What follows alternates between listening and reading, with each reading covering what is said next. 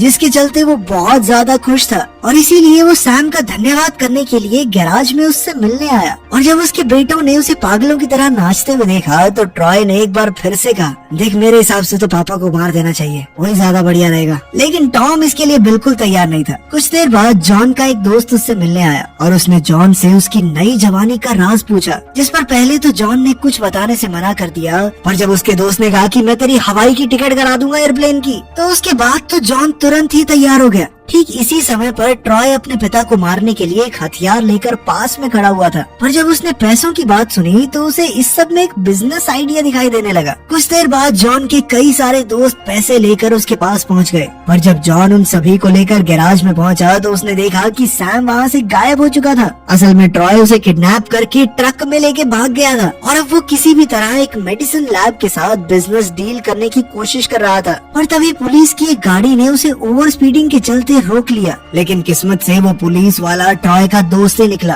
और कुछ बातें करने के बाद उसने ट्रॉय को जाने की इजाजत दे दी। पर जैसे ही वो पुलिस वाले वहाँ से जाने लगे तो उन्हें अचानक से एक अजीब सी आवाज सुनाई दी और जांच करने पर उन्हें ट्रक में बुरी तरह से बंधा हुआ सैम दिखाई दिया। जिसके बाद ट्रॉय ने वहाँ से भागने की कोशिश की पर पुलिस ने उसे तुरंत ही अरेस्ट कर लिया। पुलिस स्टेशन पहुँचने के बाद जब पुलिस वालों की नजर सैम के मुँह पर पड़ी तो उन्होंने देखा कि उसके मुँह में तो एक भी दांत नहीं था और अब उन्हें लगने लगा था कि ट्रॉय इस मासूम इंसान को टॉर्चर कर रहा है। ट्रॉय चिल्ला चिल्ला कर कह रहा था कि ये कोई इंसान नहीं है, ज़ॉम्बी है ये, लेकिन किसी ने उसकी एक न सुनी। खैर कुछ देर बाद ट्रॉय का बाकी परिवार भी पुलिस स्टेशन पहुंच गया और अब जॉन हवाई जाने के चक्कर में ऐसी एक्टिंग करने लगा कि सैम तो मेरा बेटा ही है, इसे जल्दी छोड़ो।